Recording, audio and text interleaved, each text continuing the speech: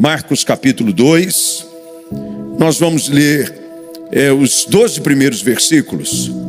O texto a partir do verso 1, eu leio da Nova Almeida atualizada, mas independente da versão que você tenha, por gentileza acompanhe comigo. Diz assim: dias depois, Jesus entrou de novo em Cafarnaum, e logo se ouviu dizer que ele estava em casa.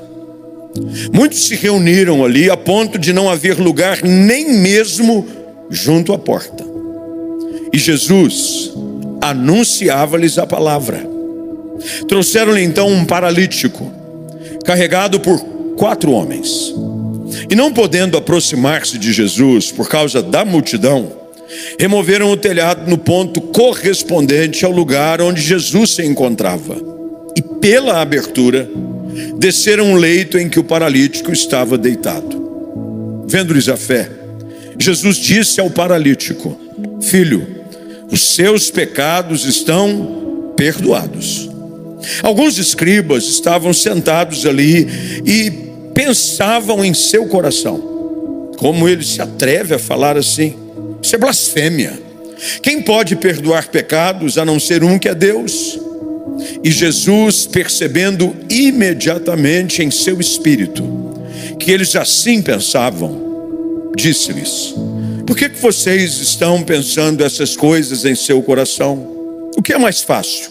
Dizer ao paralítico: os seus pecados estão perdoados, ou dizer: levante-se, tome o seu leito e ande? Mas isto é para que vocês saibam que o Filho do Homem tem autoridade sobre a terra para perdoar pecados. E disse ao paralítico: eu digo a você, levante-se, pegue o seu leito e vá para casa. Ele se levantou e no mesmo instante, pegando o leito, retirou-se à vista de todos, a ponto de todos se admirarem e darem glória a Deus, dizendo: jamais vimos coisa assim. Será que você pode repetir comigo só essa expressão do povo no final do versículo 12? Jamais vimos coisa assim. Pode dizer mais uma vez: jamais vimos coisa assim. Vamos orar. Senhor, nós te damos graças pela tua palavra lida e que agora está prestes a ser exposta. Que ela produza em nós aquilo que ela tem o poder de produzir: fé para acreditar no extraordinário. Que vidas sejam transformadas, que o perdido seja assado, que o Senhor, o ferido, seja curado, e que haja uma noite de grande ação do teu Espírito, como já tem sido até aqui, para a glória do nome de Jesus, no nome de quem oramos. Amém. Assente-se, por favor. O ministério de Jesus, eu fico cada vez mais impressionado ao ler as Escrituras, é que o ministério de Jesus foi um ministério extremamente dinâmico, até porque a janela de espaço que ele tinha, e ele sabia que ele tinha, era muito pequena. Normalmente, quando você sabe que tem pouco tempo para realizar muitas coisas, você procura acelerar para que o cumprimento do seu objetivo seja alcançado.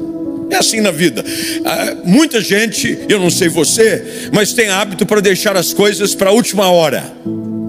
Normalmente, parece que é um mal do brasileiro. Por exemplo, imposto de renda. Antigamente o imposto de renda tinha que ser entregue até meados de abril. Agora a Receita Federal estendeu. Agora pergunta se estão entregando antes. Não. A maioria deixa para entregar aos 45 do segundo tempo. Por exemplo, quem vai viajar, normalmente tem pessoas que fogem dessa regra, que falam em viagem, ele já começa a arrumar a mala. A viagem é 1 ano depois, ele já começa a pensar no look que vai usar. As mulheres então já começam a pensar na combinação, porque essa bolsa tem que combinar, e aí ela não faz mala, ela prepara uma mudança. Eu não sei como é na sua casa, mas na minha assim, 3 mulheres. Normalmente, quando nós sabemos que o tempo está curto e a gente quer acelerar e fazer muito no tempo que nos resta. O ministério de Jesus, ele começa quando ele tinha 30 anos de idade. E não dura mais do que 3 anos e meio, os estudiosos acreditam. 3 anos com certeza, alguns acreditam 3 anos e meio. E ele se transforma num ministério extremamente intenso. Jesus não parava um dia sequer, senão para descansar um pouco e voltar para cumprir aquilo que o Pai havia o enviado a fazer: pregar o evangelho aos cativos, aos pobres e anunciar o ano aceitável do Senhor. Ele prepara, em meio ao seu ministério de pregação da palavra e de manifestação de prodígios e maravilhas, ele também tem a incumbência de preparar aqueles que sucederiam o seu ministério e dariam continuidade àquilo que hoje nós conhecemos como Igreja do Senhor Jesus. Ele tinha que treinar pessoas. Então ele juntava as duas coisas: ele ministrava, e enquanto ele ministrava, ele treinava. Enquanto ele treinava, ele ministrava. E era assim todos os dias. As multidões vinham, por onde quer que Jesus passasse, pessoas eram curadas, libertas, transformadas, e os discípulos iam aprendendo aquilo que lhe estava reservado a fazer quando o Filho do Homem fosse entregue para ser traído, crucificado e depois de 3 dias ressuscitado, para então ser levado aos céus, e eles recebessem a incumbência de ir por todo o mundo, Mateus 28:20, pregar o evangelho a toda criatura. E Jesus é intenso em tudo que faz. Eu gosto de gente intensa, gente que não para nunca. É gente que parece que vive à base de Red Bull. Toda hora, não para nada. Terminou de fazer uma coisa, faz outra. Jesus era assim. E o Evangelho de Marcos talvez traduza da melhor maneira, dentre os 4 evangelhos, essa intensidade e hiperatividade de Jesus durante os seus 3 anos e meio. É um ministério que não tem, segundo o texto do evangelista Marcos, muitos entrelinhas. É tudo muito rápido. Não é? Não tem genealogia, não tem nenhum detalhe sobre o seu nascimento.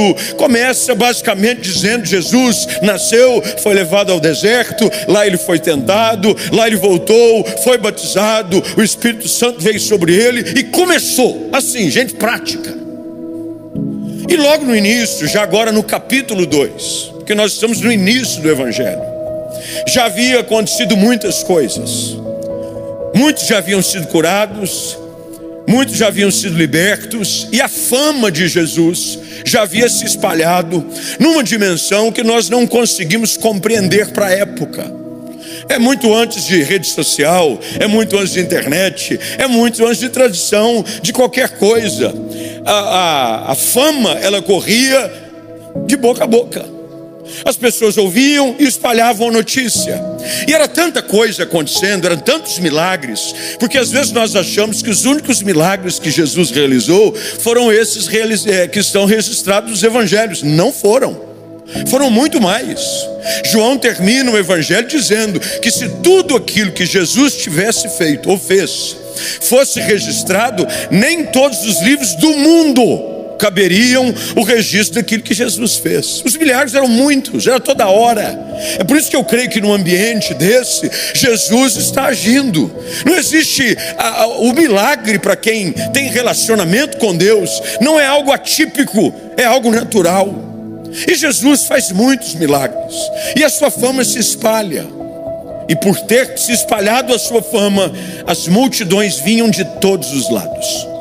E ele agora está de volta àquela que é conhecida como a sua cidade. Não que ele era de lá, nós conhecemos aqui um pouco da história e da origem de Jesus por aquilo que os evangelhos nos apresentam. Ele nasce em Belém, mas ele é criado em Nazaré. É por isso que ele é chamado Jesus, o Nazareno, porque ele vem da região de Nazaré. Mas eram 2 cidades que não eram muito um centro de comércio e de passagem de muitas pessoas. E Jesus desce a uma cidade da Galileia chamada Cafarnaum. E ele faz dessa cidade a sua cidade. Ali ele chama os discípulos, ali ele faz do seu ponto central, era o QG do ministério de Jesus Cristo. E ele ia e vinha sempre. Alguns acreditam que ele fazia da casa de Pedro ou da casa da sogra de Pedro o lugar onde ele sempre estava presente, e pelas pessoas saberem que ele sempre por ali passava, ficavam atentas. E Jesus mais uma vez está em Cafarnaum, famoso. Seus milagres e os curas que ele realizava já haviam se espalhado, e pela sua presença ter sido identificada em Cafarnaum, não se esperava nada menos senão um alvoroço de gente.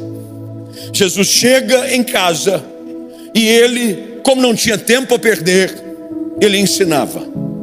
Jesus gasta a maior parte do seu ministério pregando, ensinando, falando sobre o evangelho do reino, e as pessoas vinham para ouvi-lo, porque quando ele fala, não são palavras comuns, são palavras de vida eterna.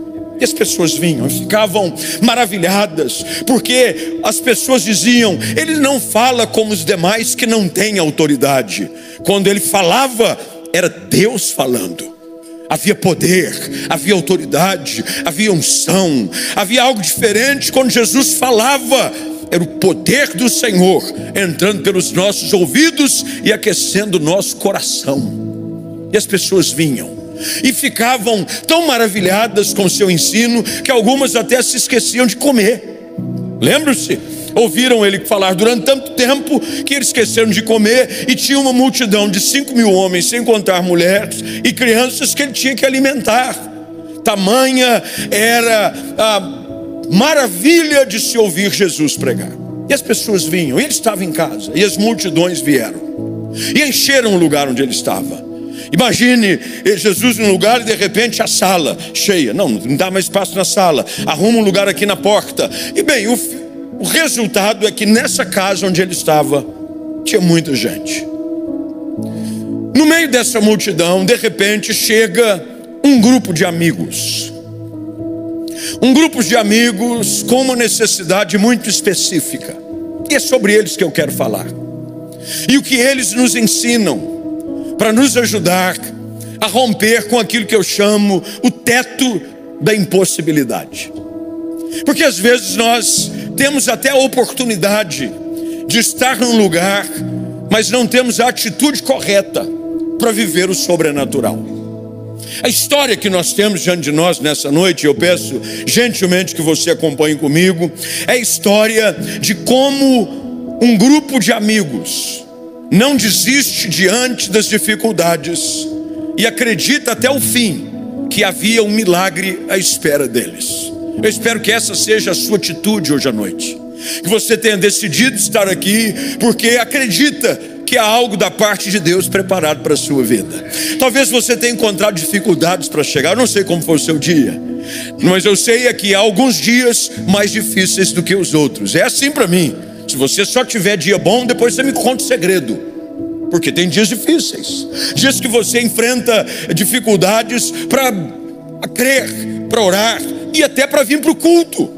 Eu não sei como você chegou aqui, eu não sei quais são as suas necessidades, eu não sei quais foram as necessidades e dificuldades que você tem hoje, mas esse grupo de amigos ali chega.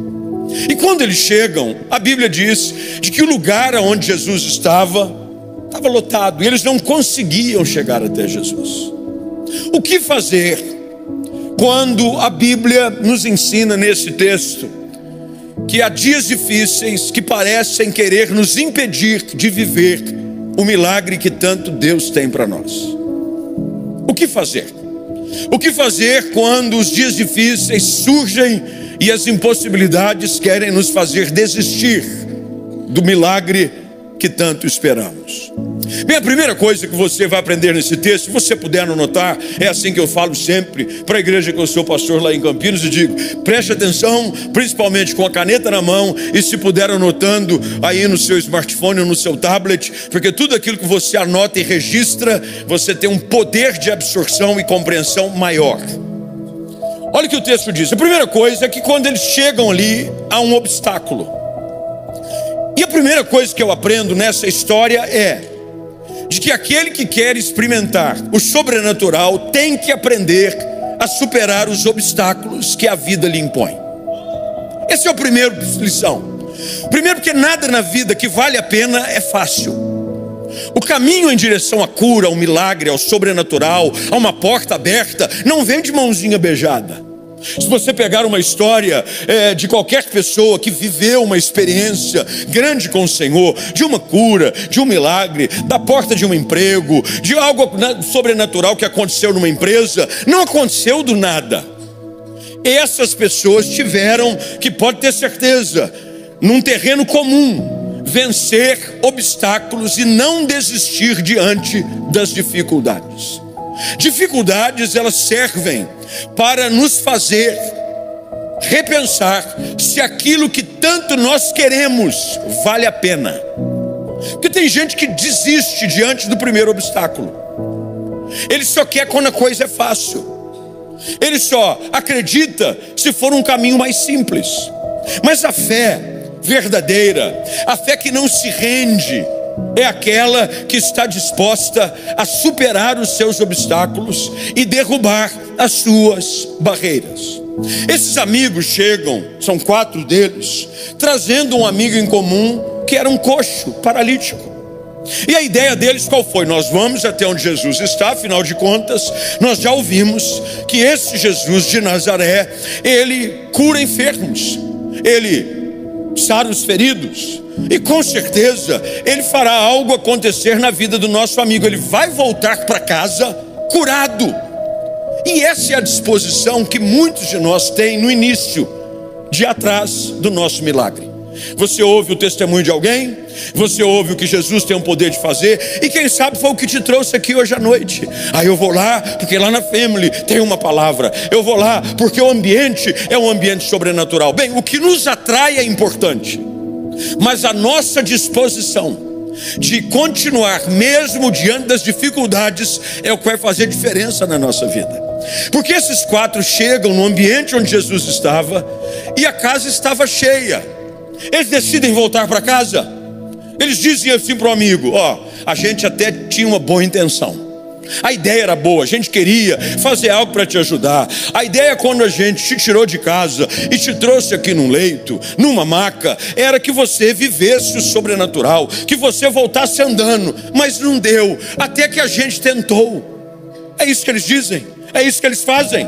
Não, porque quem acredita com fé no sobrenatural não desiste diante dos obstáculos que a vida lhe impõe. É assim que acontece. Uma igreja, para crescer, precisa enfrentar os seus obstáculos. Terão as suas lutas, terão os seus dias difíceis, terão os seus desafios. Mas se a gente se apequenar, nós paramos de crescer. Para um casamento, e aqui vocês têm o privilégio de ouvir alguém que é mestre no assunto, que é o pastor Mark Anderson, uma das vozes mais respeitadas sobre família no Brasil. E com certeza ele deve concordar comigo de que um casamento, ele não é fruto simplesmente de dias felizes. Os dias difíceis devem ser vencidos. Os obstáculos para um casamento, para uma família, para eu chegar como hoje e poder formar uma filha mais velha e daqui a um tempo casá-la, que demore mais um pouco, em nome de Jesus, mas vou casá-la, é fruto de alguém que não desistiu diante dos obstáculos.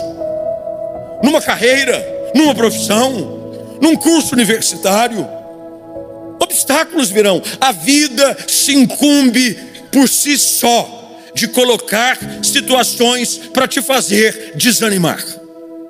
A vida é assim.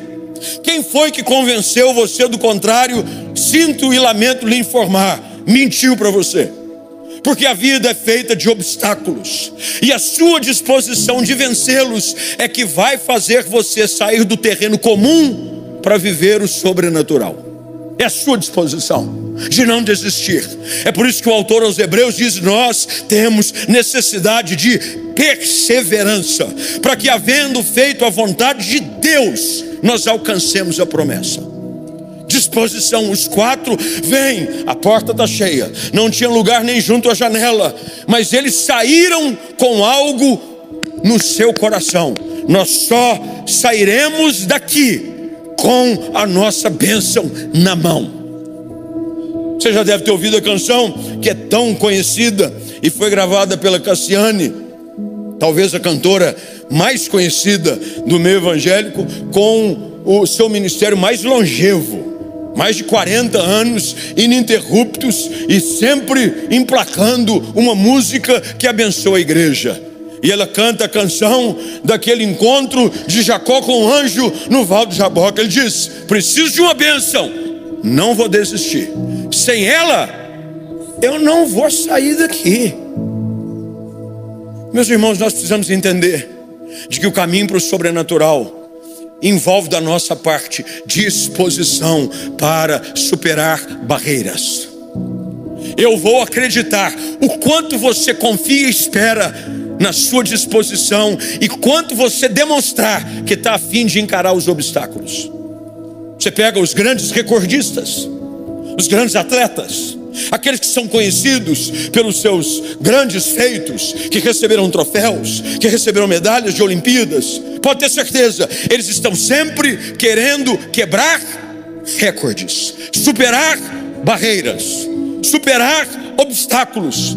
Alguém diz assim: esse é o recorde mundial. É, até eu tentar, eu vou bater esse recorde. É isso que tira alguém de um terreno comum para um terreno sobrenatural. É isso que Deus quer que você entenda hoje à noite. Há uma promessa, há um Deus que pode. Jesus pode fazer por você coisas que sequer o seu coração tem capacidade de imaginar, mas Ele espera que você creia com uma fé disposta a superar desafios. Desafios talvez de uma família em que você é o único crente. E nós temos batismo agora sábado lá na igreja. E eu recebi, enquanto estava aqui à tarde me preparando para o culto, uma mensagem de um dos nossos pastores, que disse assim: olha, há um caso de uma senhora. Ela vive numa união com um homem há mais de 20 anos. E ele é contra o seu batismo.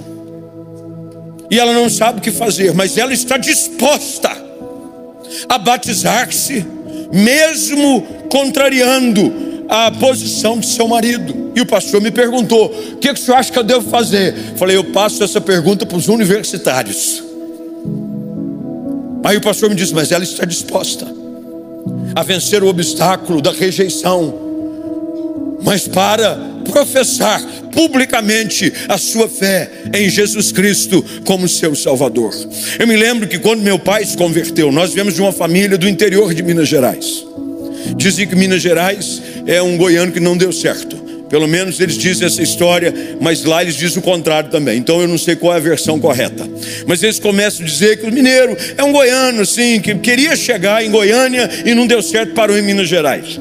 Mas o meu pai, mineiro, a família toda mineira do meu pai, e ele veio de uma tradição extremamente católica, muito comum em cidade pequena, interior de Minas Gerais, sudoeste de Minas, cidade que se chama Itaú de Minas, perto de Passos, São Sebastião do Paraíso, aquela região boa.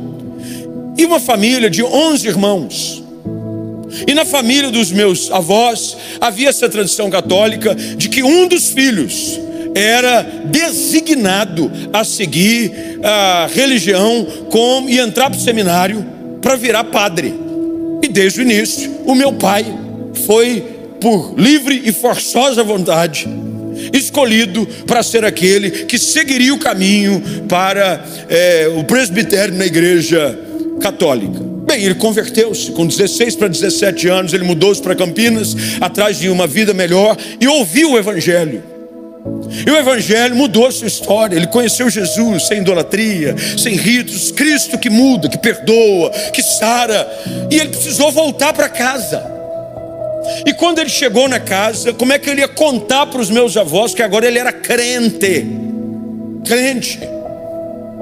Bem, ele chega, tenta rodear, como todo filho faz, tenta primeiro acalmar a mãe, porque depois a mãe acalma o pai. É assim na maioria das famílias que eu conheço.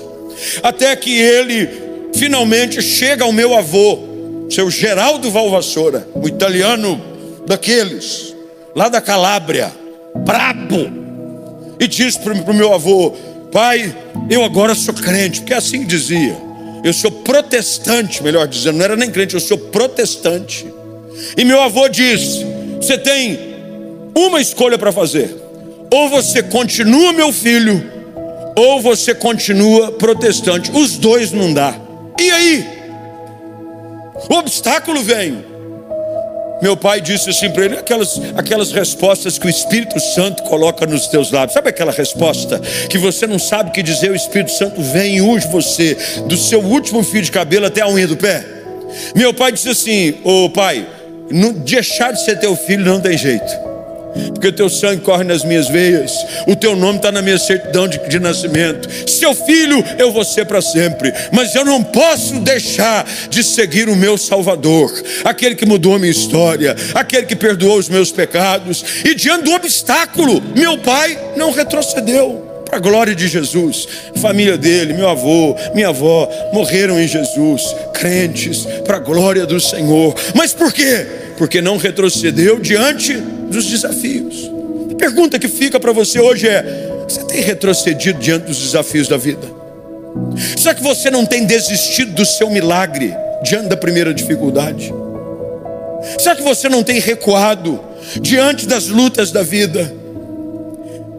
Esses 4, diante da dificuldade, não só deixam de retroceder, eles encontram uma saída. O que eu descubro sobre uma fé verdadeira, uma fé que muda realidades, não é só aquela fé que não retrocede diante dos obstáculos, mas é uma fé que busca por saídas e direções diferentes. É isso que acontece no texto. A Bíblia diz que quando eles percebem que o lugar da casa estava cheio, eles agora, verso de número 4 ainda, veja só o que o texto diz: não podendo aproximar-se de Jesus por causa da multidão, eles removem o telhado no ponto correspondente ao lugar onde Jesus se encontrava. Segunda coisa, anota aí se puder: uma fé extraordinária que remove o teto da impossibilidade é aquela que crê que mesmo diante dos maiores obstáculos há sempre uma saída. Sempre há uma saída, sempre há um escape, sempre há uma porta. Se você levantar os olhos, e aqui há uma representação muito clara nesse texto, porque normalmente diante dos obstáculos, qual é a reação que a gente tem? Olhar para baixo. A gente fica cabisbaixo, essa é a expressão. Você anda meio cabisbaixo, o que foi? Quando você vê alguém com o olhar assim, meio olhando para o chão, você logo percebe que a pessoa está passando por um momento difícil, está passando por uma dificuldade. Mas olha que coisa interessante nesse texto. Diante das dificuldades, a Bíblia diz que eles olham para o telhado. Lembre-se do que o salmista diz no Salmo de número 121: elevo os meus olhos para os montes, de onde me virá o socorro? O meu socorro vem do Senhor, que fez os céus e a terra. Os 4 olham para o alto e estão à procura de uma saída. Talvez você chegou aqui hoje à noite e a vida está tentando te convencer a parar ou recuar, mas Deus te manda olhar para cima e buscar direção. Deus é o Deus que nos dá ideias mirabolantes. Meus irmãos, onde é que imaginou esses 4 doidos? Que eles eram doidos, e Deus usa doido. Eu fico impressionado como Deus usa as coisas, e Paulo escreve isso aos Coríntios, ele usa as coisas loucas desse mundo. O Lucim Barreto, que gosta de dizer, é louco por Jesus, e ele acha que é o mais louco de todos, meu amigo Lucim. Eles 4 doidos. Deus tem sempre uma saída, igual Chaves dizia: quem poderá? Aliás, era o Chapolin Colorado, né? E agora, quem poderá nos ajudar? Aparecia o Chapolin com um martelo de plástico. Eu! Não é assim? Eu! Meu irmão, sempre vai ter uma saída inesperada. Ele é o Deus que abre caminho no meio de um mar. Ele é o Deus que faz o Jordão parar. O que você tem que acreditar é que diante da dificuldade, comece a buscar a saída que Deus tem. Deus tem uma saída. Se Deus te levou até o lugar da casa, Ele não quer que você volte de mãos vazias. Deus não te trouxe aqui para você voltar de mãos vazias. Você precisa levantar os seus olhos. Talvez um dos textos mais célebres no Antigo Testamento, que fala da experiência de um homem que diante das dificuldades e das limitações do físico e da sua própria idade, que é chamado e conhecido de o pai da fé, Abraão. Chega num ponto em que ele chega a dizer a Deus: a promessa que o Senhor disse que faria na minha vida não vai acontecer. Olha, minha mulher já está com a idade avançada, ela é estéril. O herdeiro da minha casa será um jovem damasceno chamado Eliezer. Onde é que Abraão está nesse contexto? Dentro de uma tenda, nas limitações da vida, olhando para o seu físico, olhando para a realidade. Aí Deus diz para ele: sai da sua tenda, levanta os teus olhos, conta as estrelas se é que podes. Deus sempre nos chama a sair do ambiente que nos sufoca e olhar à procura de uma saída. Tem saída para você hoje à noite. Deus vai dar ideias a você, Deus vai dar a você estratégias, Deus vai visitar você em sonho. Vai ter algo que talvez você não sabe de onde vem, mas eu te digo, vem da unção do Espírito Santo sobre a sua vida. Deus vai te dar um lugar para você subir, um lugar para você ir, uma ideia para você colocar num contrato, uma proposta para você fazer. Deus vai te dar algo, mas você não pode voltar atrás. Busque pelas saídas que Deus tem. Aqui estão os 4 e eles olham para o telhado. Agora veja, há juntamente com uma saída, uma estratégia. Deus dá não só a direção, mas Ele dá a estratégia. Porque a Bíblia diz que os 4 descobrem o ponto exato onde Jesus estava. Não foi assim, seja o que Deus quiser, amém. Vamos abrir o buraco em qualquer lugar do telhado. É isso que a Bíblia diz? Verso de número 4, preste bem atenção. Eles removeram o telhado no ponto correspondente. Algumas versões dizem no lugar exato onde Jesus estava. Meu irmão, Deus não só vai te dar direção diante das impossibilidades, Deus vai te dar estratégia.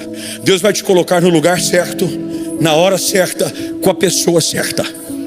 Deus é assim, Deus é um Deus de conexões sobrenaturais. Deus te coloca ali, Deus te coloca acolá, há um lugar certo, e não é no lugar de qualquer um, é na presença do Senhor. Ele prepara uma mesa, como o salmista diz no Salmo 23, na presença dos meus inimigos. É lá, Deus vai te colocar no lugar certinho. Deus vai te colocar com a pessoa que vai conectar você com o teu futuro de milagre. Deus vai colocar você sentado na mesa certa, para trocar o telefone com a pessoa certa, para conhecer a pessoa certa, para que o seu nome seja proferido nos lugares certos. Esse é o meu Deus, esse é o Deus em que eu confio. Se eu contar um pouquinho da minha história para você, você ficaria assustado. Como eu disse, nós viemos de uma família muito pobre, dos dois lados. Família do meu pai, de roceiros. Meu avô italiano, ele veio da Itália para ser agricultor. Agricultor é chique, ele era roceiro. Ele pegava a terra para meiar. Ele pegava a terra de alguém, trabalhava, e o que produzia, ele dividia com o dono da terra, e o resto ele vendia, e tinha que pôr a mesa dos filhos para comer. Meu pai disse que o primeiro calçado dele, ele pôs com 14 anos de idade, pobre. Sabe aquela música, pobre, pobre, pobre, de marré, marré, marré. Pobre, pobre, pobre, de marré, nice. A família da minha mãe, da Baixada Fluminense. Eu não estou dizendo da Baixada Fluminense, quem conhece a Baixada do Rio de Janeiro, nos dias de hoje não. Hoje a Baixada Fluminense, apesar que piorou de novo, né? Tá igual aquele vídeo, estava ruim, parecia que ia melhorar, mas agora piorou de novo. O pessoal que fez as UPPs, quem estava no morro desceu para a Baixada de novo. Tá feia a coisa. Mas antes era pior. A minha avó trabalhava na Central do Brasil, como bilheteira de trem. Tinha que se desdobrar para colocar comida na mesa dos filhos, porque o marido dela, meu avô, pai da minha mãe, abandonou os filhos, eles ainda pequenos. Família pobre. Casaram-se lá na Baixada Fluminense. Minha mãe sonhava em estudar. Meu pai, male tinha o grau primário. E foram pastorear num contexto que ser pastor, meu irmão, era para cara macho. Hoje é difícil, mas não é como era antes. Tudo era mais difícil. Igrejas pobres, sem recurso. Eu vivi boa parte da minha infância e início de adolescência só usando roupa de segunda mão. Só. Brinquedo eu só tinha o dos filhos dos missionários. O dos filhos dos missionários que vieram implantar o trabalho da igreja no Brasil, porque a igreja do Nazareno tem origem americana. Quando os filhos dos missionários se cansavam dos brinquedos, eles davam para os filhos dos pastores. Eu tenho, isso aqui que vocês estão vendo eu usar hoje, é uma vitória, que é usar um tom meio amarronzado. Eu tenho trauma de marrom. Trauma. Eu não posso ver marrom que eu começo a tremer. Eu me bato, eu tenho crise, eu tenho um trauma. Porque quando eu era pequeno, minha mãe ganhou algumas roupas, tecido, para fazer roupa, e o tecido era marrom. E aí minha mãe mandou fazer roupa marrom, mas eu tinha um irmão mais velho, que já está no Senhor, vai fazer 14 anos. Meu irmão faleceu em 2012. E fez roupa, só que meu irmão era mais velho que eu. Então eu tinha a roupa marrom, minha. Mas quando do irmão ficava pequena para ele, a marrom vinha para quem? Para mim. Então eu usava assim, as 3 coleções do ano. Primavera, verão, outono e inverno, marrom. Eu era marrom. E para piorar, a cor da polícia militar de Minas Gerais, qual é? Marrom. Então todo mundo chamava lá o policinha, marrom, marrom, era tudo marrom. Marrom, marrom. Hoje eu estou aqui para vergonha de Satanás, usando um bege, marrom não. Pobreza. Mas aí Deus começa a fazer coisas que olho nenhum viu, mente nenhuma imaginou. Deus começa a conectar pontos, e Deus vai colocando você nas mesas certas. Há sempre um lugar certo no telhado da impossibilidade, que Deus te leva a abrir, para você viver o teu milagre. Eu fui estudar, hoje conversava ali com os pastores. Se olhar para a minha história, de onde nós saímos, Deus me deu a oportunidade de fazer uma faculdade no exterior, morar fora, fazer um doutorado, falar idiomas. Mas não foi pela minha capacidade, foi pela resiliência dos meus pais, pela fé de gente que acredita que diante dos obstáculos, o que a gente deve fazer é não recuar e continuar acreditando que na hora certa Deus vai nos colocar nos lugares certos, com estratégia. Aqui estão aqueles 4 abrindo um buraco na laje. Tem hora que você vai ter que se esforçar um pouco mais, porque tem gente que só quer bênção, ó. Ele só quer, sabe o que é isso aqui, né? Mãozinha beijada. Ó, ele quer bênção de mão, ele não faz nada. Ele quer casar, mas não se ajuda. Ele só ora, mas não penteia o cabelo, não passa um perfume, não faz a barba, não dá uma melhorada no outfit. Ó, pelo menos passa um ferro nessa camisa, porque a moça vai te ver, vai achar que, falando, pelo amor de Deus, o que está acontecendo com esse homem? Se ele está amarrotado por fora, imagina por dentro. Porque a maneira como você se apresenta diz muito sobre quem você é, hein? Dá uma ajudada, porque senão nenhum anjo consegue te ajudar. O anjo está lá com uma ordem, nós vamos casar ele, o anjo olha para o outro, está difícil. Ele não ajuda, ele não contribui. E a senhora não ri não, que chegou a sua hora agora também. Porque tem umas irmãs dizendo ultimamente, pastor, está difícil casar, não tem homem. Mas a senhora também precisa dar uma ajudada, precisa dar uma melhorada. Hoje tem recursos, há inúmeros recursos disponíveis para todos os lados, tanto para o universo masculino quanto feminino. A senhora precisa dar uma ajeitada, passa um batom, é ou não é? Põe uma roupinha assim. Veja, vestir-se bem nada tem a ver com dinheiro, tem a ver com estilo. Quem tem estilo compra na C&A e paga de bacana. E quem não tem, compra na Gucci e passa vergonha. É estilo. Você tem que se esforçar. Qualquer ministério, qualquer família é esforço. E eles abrem um buraco no teto. Eles começam a abrir buraco. Imagina o ambiente do culto. Imagina se fosse aqui, a gente aqui, e de repente começa um barulho no teto. Primeiro, que a maioria ia correr. Ia dizer, o sangue de Jesus tem poder. Que mistério é esse? Sai fora. Começa a correr. Aí de repente começa do teto uma luz entrar e a cara de uns 4 doidos aparecer. E Jesus, está lá uns 4. Jesus pregando, e os 4, um diz pro outro, achei, é aqui. Abre mais o buraco. Porque veja só, o texto diz que o espaço foi suficiente para descer uma maca. Não foi buraquinho, não. Veja só, quanto maior o milagre, maior o esforço, maior o preço que você vai ter que pagar. Eles foram abrindo buraco, foram abrindo buraco, foram abrindo buraco. Aí descem a maca exatamente na frente de Jesus. Aqui no texto há algo lindo que nos é ensinado. A Bíblia diz que quando Jesus percebe o que está acontecendo, verso de número 5, por gentileza, vendo-lhes a fé. Será que a nossa fé pode ser vista? Ué, mas se a Bíblia diz que Jesus vê fé, é porque ela é visível.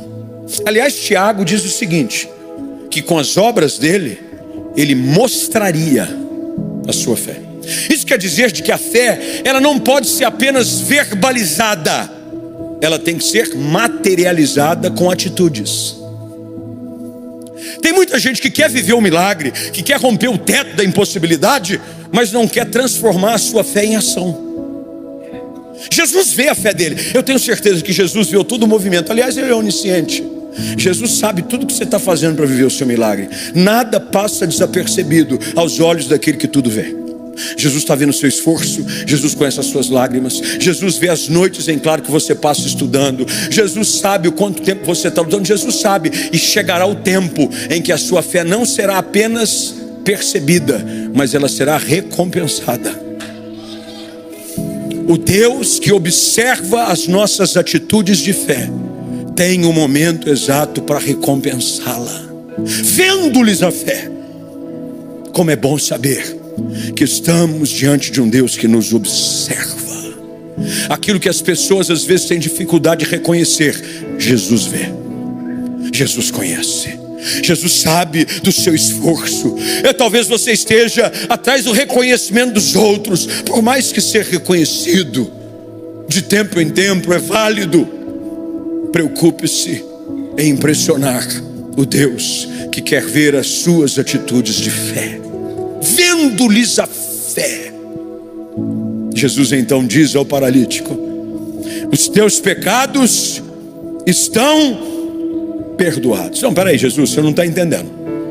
Nós fizemos esse esforço todo, mas é porque a gente quer ver esse homem andar. E o Senhor vem dizer sobre pecado, tanto que há uma discussão na alma de alguns. Jesus não somente percebe a fé dos quatro, mas Jesus também sabe o que se passa no coração dos escribas. Jesus sabe tudo o que está acontecendo aqui hoje à noite, o que passa na mente de cada um, daquele que julga, daquele que questiona, daquele que tem fé, daquele que acredita. Cada um vai receber o tratamento de volta de Jesus segundo aquilo que o seu coração está desenvolvendo. Os céticos, os críticos são confrontados. Os que têm fé são abençoados. Jesus confronta os escribas e diz: bem, a paralisia dele do lado de fora tem mais a ver com os seus dilemas da alma. Você sabia que a maioria das coisas que nos paralisa do lado de fora tem a ver com as questões do lado de dentro? Jesus sabia disso. O problema dele é muito maior do lado de dentro que do lado de fora. Normalmente nós externamos aquilo que está dentro de nós. A boca fala que o coração está cheio. As nossas atitudes, os nossos valores revelam aquilo que a gente acredita. E Jesus diz: os pecados estão perdoados, porque a maior paralisia que existe é produzida pelo pecado. O pecado paralisa você de uma tal maneira que você se torna impotente diante de qualquer situação. E Jesus é tão maravilhoso que ele trata todas as áreas. Jesus trata as questões do lado de dentro e resolve os problemas do lado de fora, porque a obra que Jesus faz é sempre completa, perfeita. Jesus não quer só resolver um probleminha seu, de uma circunstância específica. Jesus quer resolver a essência da sua vida. A Bíblia diz de que aquele homem então, não depois apenas de ser perdoado, ele se vê sarado. A Bíblia diz que Jesus dirige a palavra a ele e fala: levanta, toma o teu leito e anda. Imagina a reação dos quatro que estavam no telhado. Os quatro estavam onde? No telhado. Quem só desceu? O paralítico. Agora imagina o paralítico pegando o seu leito, olhando para o buraco em cima da laje. E eu creio, porque o texto não nos diz isso, mas nos dá espaço para conjecturar, de que houve ali uma troca de olhares entre 5 amigos que não desistiram. E na troca de olhares, e quem sabe em algumas palavras, disseram uns para os outros: valeu a pena não desistir, valeu a pena confiar. A recompensa chega para aqueles que não se colocam debaixo de um estado de opressão da situação. A reação de quem estava perto foi maravilhosa. A Bíblia diz de que todos ficaram admirados e diziam uns aos outros: jamais vimos coisa assim. Para você ver algo que ninguém nunca viu, talvez seja necessário você enfrentar lutas que você nunca enfrentou. Diante daquilo que você julga ser o seu maior impedimento, nada mais é do que a antessala do seu maior testemunho, do seu maior milagre. As pessoas vão poder dizer a seu respeito: eu nunca vi, mas era uma situação que não tinha volta, era uma situação que não tinha jeito. Nós acompanhamos há pouco tempo atrás, eu estou até ajudando a escrever um livro baseado no seu testemunho. Um rapaz da igreja descobriu uma leucemia Hodgkin, muito avançada. A medicina disse: olha, pelo seu tempo de avanço da enfermidade e pela sua idade, as chances não são muito boas. Mas nós começamos a orar, porque diante da impossibilidade há uma grande possibilidade de você ver o poder de Deus. E nós começamos a orar, e nós começamos a acreditar. Eu fui visitá-lo, e eu ungi, e a igreja orava, e a gente intercedia, e nós acreditávamos, até que inesperadamente pelos outros, mas produzidos pela fé de muitos, a cura vem, o milagre brota. Ele, pai de 2 crianças pequenas, que já ouviu seu corpo definhado, a quimioterapia, o tratamento maltratam o corpo de qualquer pessoa. Eu perdi meu sogro com câncer, que eu acompanhei nos seus últimos dias. Difícil. Você diante disso começa a dizer: não há saída. Começaram a falar desse rapaz. Hoje ele está lá. O bicho, ele recebeu porção dobrada. Tudo que ele emagreceu, o Senhor retribuiu em dobro. Ele hoje está, curado, sarado. Eu digo para ele: meu filho, para. Eu falei: não, eu quero é porção dobrada. Tudo que disseram que eu não ia comer, ele está comendo muito. Eu falei: mas pega devagar. É um milagre de você ver aquilo que um dia você ousou crer. Com você não vai ser diferente. Eu creio que Deus te trouxe aqui para ouvir essa palavra. Talvez você esteja diante de uma dificuldade, de um obstáculo, de uma impossibilidade, e na mente de muitos está dizendo assim: não vale a pena insistir, eu vou recuar, está difícil demais, eu já procurei saídas. Mas quem sabe você deixou de buscar a fé que remove o teto da impossibilidade. Deus hoje quer abrir os seus olhos. Deus vai te dar ideias, Deus vai te dar conexões, e Deus vai encher o seu coração de esperança mais uma vez nessa noite. E você vai ter testemunho para contar. As pessoas vão dizer ao seu respeito, não acerca de uma tragédia, mas vão ter uma linda história de milagre para dizer a respeito da sua vida. Nós nunca vimos coisa assim. O que aconteceu, nós nunca vimos, nunca aconteceu na história. Mas é essa a especialidade de Jesus: surpreender pessoas com o inacreditável. Deus quer fazer isso com você. Eu quero orar com você. Fica de pé, por gentileza. Quero orar com você hoje à noite. Curva sua cabeça, feche seus olhos.